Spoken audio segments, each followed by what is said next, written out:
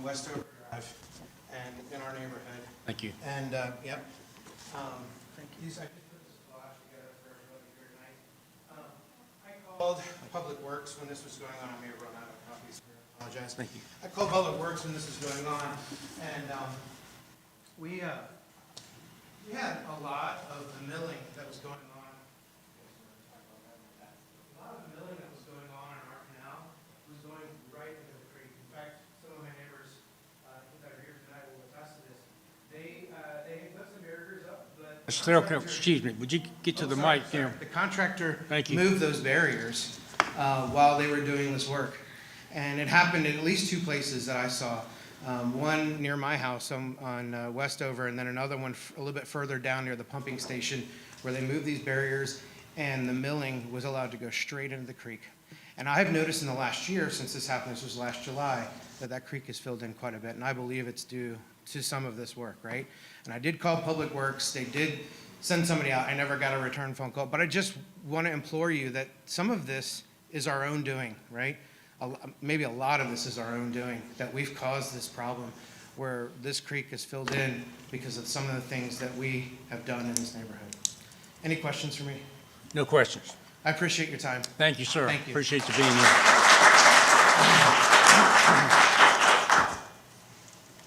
Okay, the next card I have is Jake Smith, Your Honor.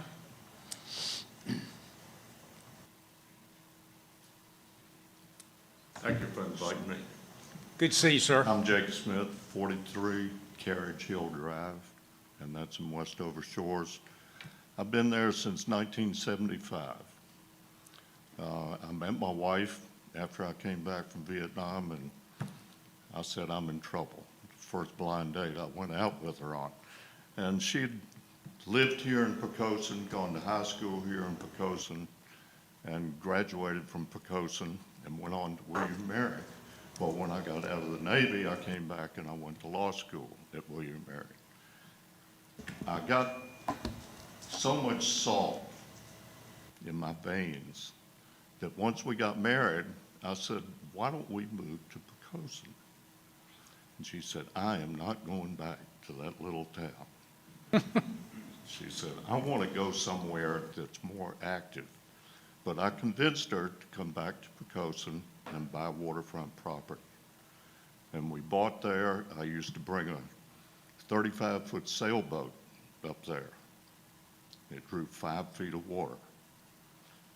I brought a power boat that drew 4 feet of water. And I could come up almost any time I wanted. Now, after 45 years, I can only get off of my lift at high tide because the lift hits the bottom.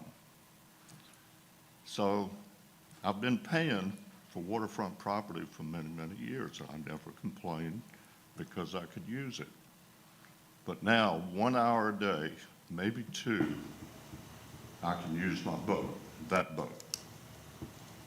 My big sailboat, I have to be in Seaford. This has been going on for I don't know how long. I remember before Old Port Cove was developed, the builder got with all of us, and we had a plan that I think most of the people and the builder were going to take on and dredge out this creek. We had a place right on the creek to put the dredge spoil. It was all ready to go except for 3 apparently very influential residents of Poquoson opposed it, and it got shot down. We started this particular project in about, I guess it was 2015, somewhere around there. And we just haven't had any real interest from the governing bodies until York County has now at least shown interest. Poquoson has never shown any interest. I was disappointed. I told the mayor I was disappointed that when this started again, I received no contact from any member of the Poquoson government about my feelings on it. My feelings are pretty strong. And I feel like if, in fact, we don't move forward somehow, I am going to seek a change in my assessment because I'm living on a drainage ditch. I thank you for listening to me. Somebody does. Thank you. Thank you, Judge.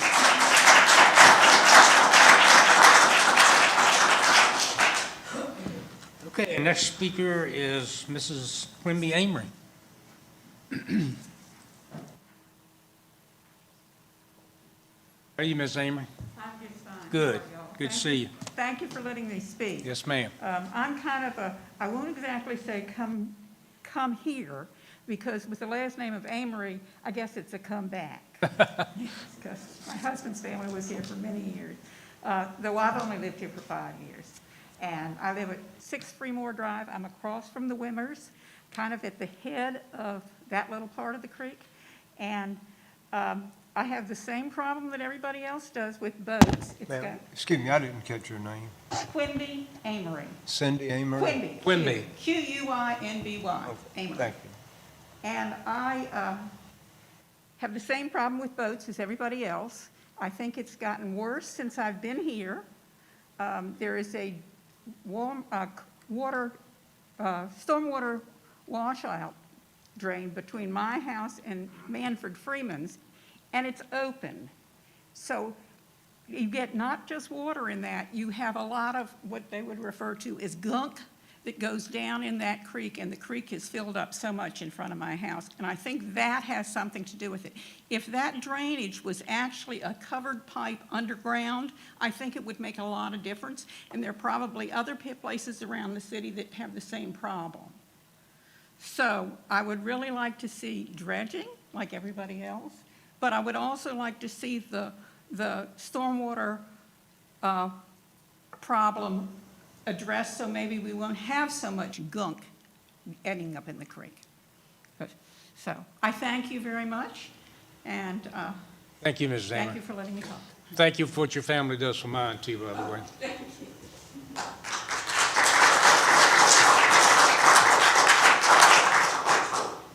Is it Sarah? Sorry, Sarah Ford? Lord, Sarah Lord. Yeah, Did you want to speak, ma'am? I have considered it. I feel it's more a private, not yet public matter to discuss. Has So you, possibly at the next one. okay. Yeah, that's fine. Whatever makes you comfortable. Anybody else? Sir, Yes, sir. so everybody had something good that they said about the Name and project. address, please. I'm Tony Marandino, Oh, 8 that's right. Northwest Over Okay, I'm Drive. sorry. I got a forgettable face.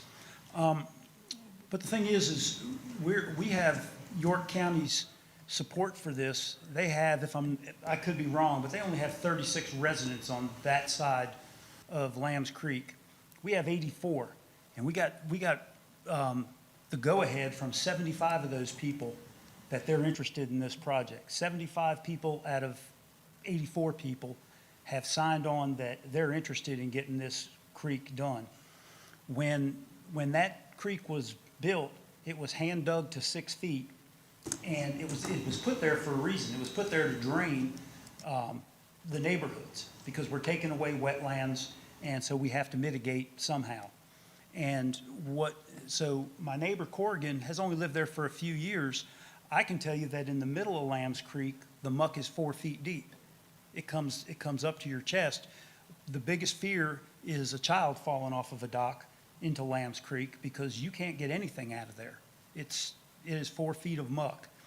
And so I just want to tell you about our numbers. You know, our numbers, 75 out of 84 people, and that's on the Poquoson side. And there's only 36 residents. Am I right about that, sir? 36 on York County? Yeah, 36, and they're willing to move ahead on it. So, you know, I think that helps our case a little bit for what we want to get done by government. Thank you so much. All right, Tony, thank you. Anybody else? Okay, if not, we're going to move on with our agenda. Approval of minutes from our regular session, July the 12th, 2021. Mayor, I move that we approve the minutes of the regular session of July the 12th, 2021. Okay, Second. All right, we have a motion and a second to approve those minutes. Any concerns or comments? If not, Ms. Kim, please. Vice Mayor Freeman. Aye. Councilman Southall. Aye. Councilman Fay. Aye. Councilman Hux. Aye. Councilman Green. Aye. Mayor Hessel. Aye. Mr. Mayor, the motion carried by a vote of 6-0. Okay, thank you, Kim. We're not going to act on that tonight. You're welcome to stay and listen, but we're not going to act on or take any action on the Lambs Creek issue tonight. So, but again, you're welcome to stay. All right, let's move on to old business. First item is a resolution.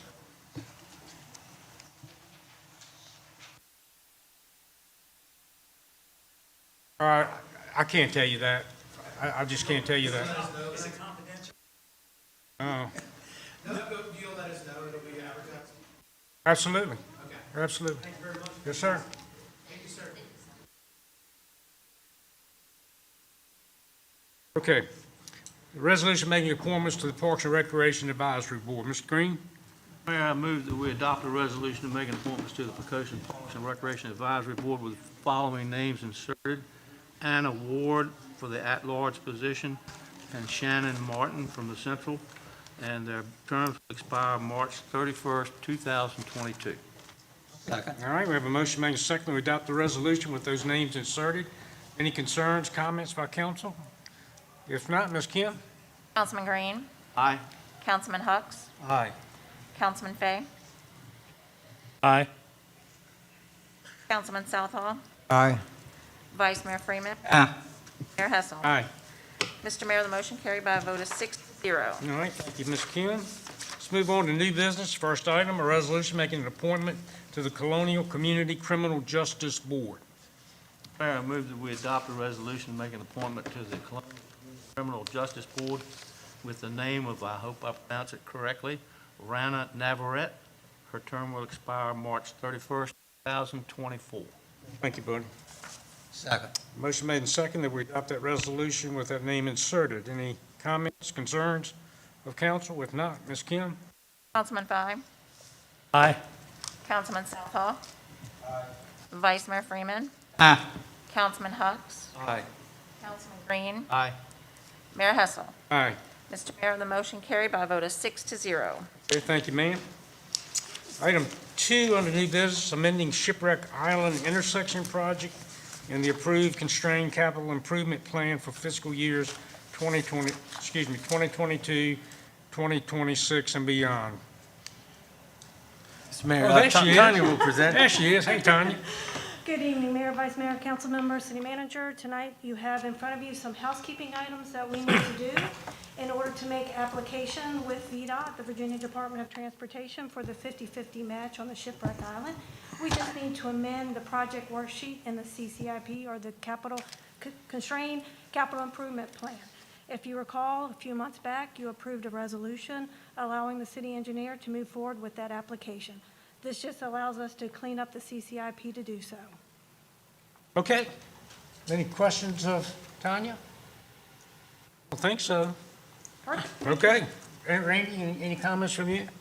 No, sir, this just allows us to maximize our potential reimbursement should we be successful in making this application. Okay. We have something on in the agenda about that? Yes, there should be a Give me a, resolution to that effect. it's a resolution, I see it. Okay, is someone prepared with a motion? Mayor, I move that we adopt an ordinance amending the Constrained Capital Improvements Plan fiscal years 2022 through 2026 and beyond. Okay, thank you, man. Thank you, buddy, appreciate it. Second. Okay, motion made and seconded that we adopt that resolution. Any comments or concern of council? If not, Ms. Kim, please. Councilman Fay. Aye. Councilman Green. Aye. Vice Mayor Freeman. Aye. Councilman Southall. Aye. Councilman Hux. Aye. Mayor Hessel. Aye. Mr. Mayor, the motion carried by a vote of 6-0. Do we know what happened to the boat that was there? That Shipwreck Island? Yeah. Yeah, we removed it. Okay.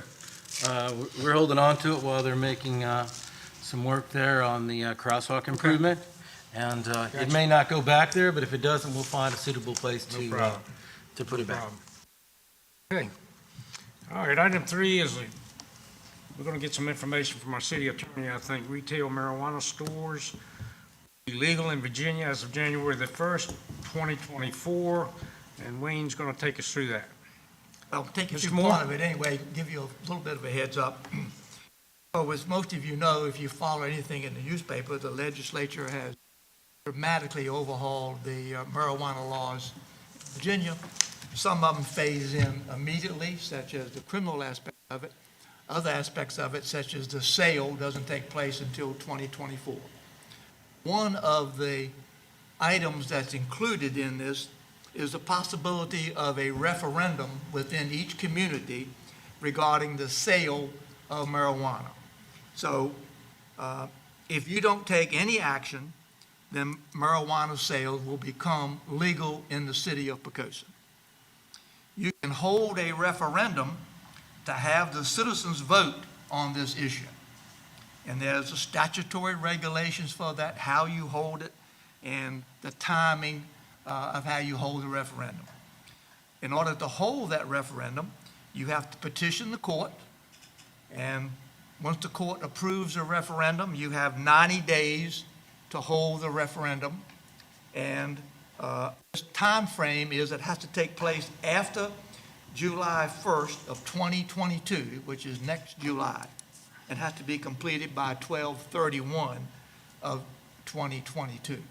But there's going to be that 6-month window of time when you can have the citizens of Poquoson vote on the referendum as to whether or not they want to have marijuana sales in the city of Poquoson. Doesn't affect anybody else. They can have them in York County, they can have them in wherever. It's just simply what our community does as far as that's concerned. If this does happen within the city, you can levy a 3% sales tax on marijuana sales. You can add that to the rights that the city has. There's also some control that you will have regarding what zoning district the sales can take place in. You can't control advertising. There's a clear statute about if there is a business, then they can advertise the sale of marijuana. So these are all things that don't have to be decided on tonight. This is just to give you a heads up that this thing is coming down the pike, and between now and after I'm assuming if Randy and I talked, I don't think you want to do anything until after the legislature meets, because I think there will be additional changes when the legislature meets this year. But you need to be prepared, if you want to have the referendum, to petition the court and get it scheduled and done sometime between next July and next December 31st. Okay, Wayne, thank you very much for that. And I sent each of you, I think, a little short article that You did. come out. You did. Giving you some additional information. And we have talked, I think we as members of council, and I think I've talked to all of you, and I thought we all shared the same view, that we were more interested in a referendum than we were anything. So, unless council wants to change their mind here tonight, I suppose, Randy, we need to do as Wayne says and get the paperwork rolling and get it done. Unless, 7 of us here, that's just my idea. I don't think you would do anything until after the legislative session this year. Right. And then you got to hold the referendum within 90 days of entry of the order. The judge will enter the order pretty quickly. We file a petition. So I think we need to do the timing. You need to, down the road, you decide when we want to hold this referendum. Do you want to hold it at next November elections? Because I'm assuming next November there'll be a gubernatorial election and may be a big turnout. You may decide you want to have the referendum as part of that. That's a little later on down the road as to when you schedule it.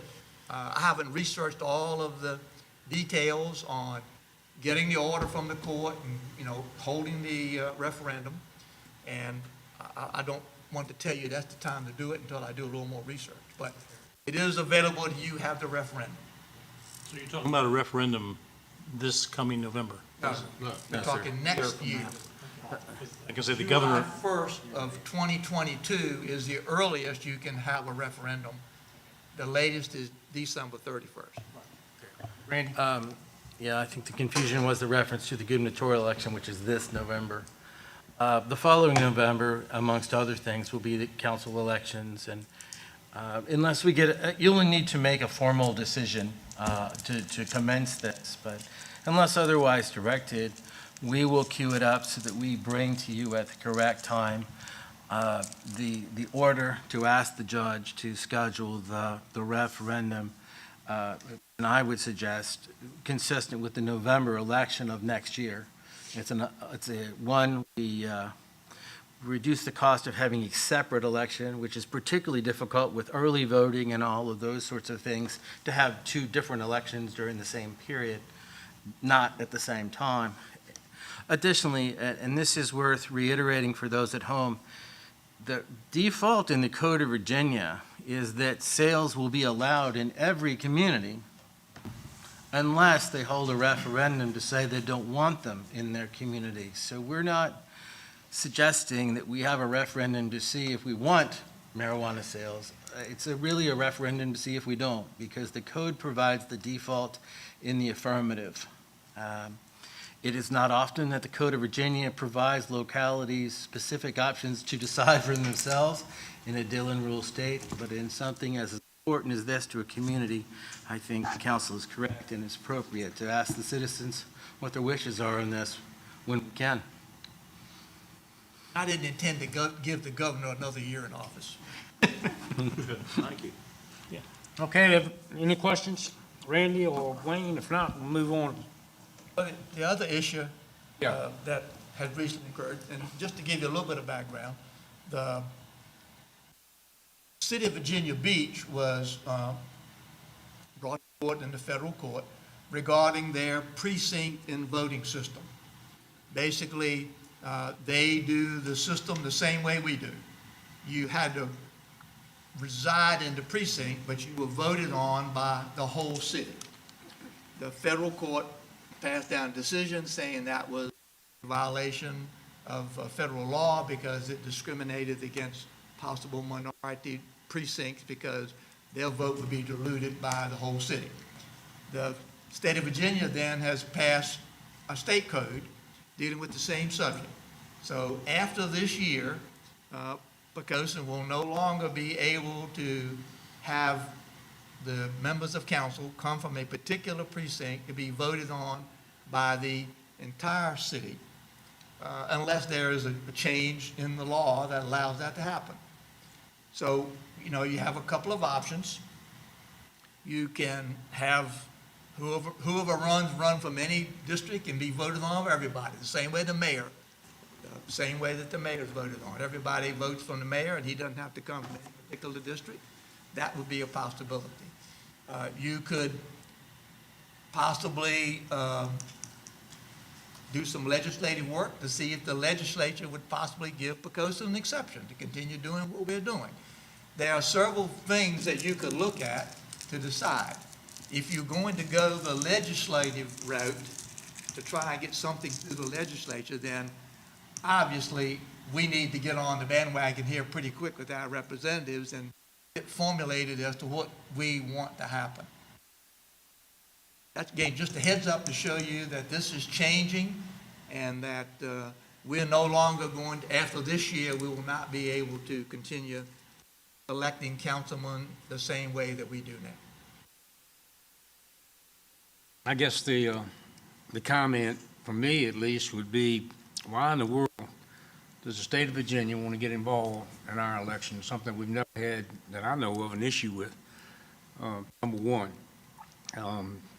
Number two, is something about a charter change that we might be able to do, which makes no sense to me. My suggestion would be that we get in touch with our delegate and our senator and see if there's some way that we could maybe be exempt because of our size. I don't know that that'll work, but it does disturb me, though, that they want to get involved in our election. I Quite frankly, I don't see what business it is of the state. They've got enough problems. They're dealing with us. So anyway, that's my feeling. Randy, do you want? I just wanted to say, to sort of restate what Wayne said. I see three options, and he outlined them all. First is just to accept the change, so that after this year, when we have precinct elections, a person stands for election in a precinct, and the voters that would vote on him or her are the eligible voters in that precinct. That's so that we just accept it. We could change our charter, as you referenced, because even to go to all out large, we still need the General Assembly because they approve charter changes for cities. Or the third option, the option I think you prefer, Mr. Mayor, is to seek a legislative amendment so that small communities like Poquoson are not swept under the larger issue that they were trying to get at in the General Assembly, which had nothing to do with communities of our size. I believe we were included unintentionally. That's probably the nicest way I could say it. Unless otherwise directed, we'll correspond with our state senator, our House of Delegates member, and ask them to do what they can to introduce legislation to modify the Code of Virginia to either exempt small communities, period, or if that's not possible, Poquoson specifically. I know, as you know, locality-specific legislation has a higher bar to get across, but a reasonable, small, large community modification to the code would not require that kind of extraordinary bar to get over, just a simple majority, I believe. So unless otherwise directed, we'll do that.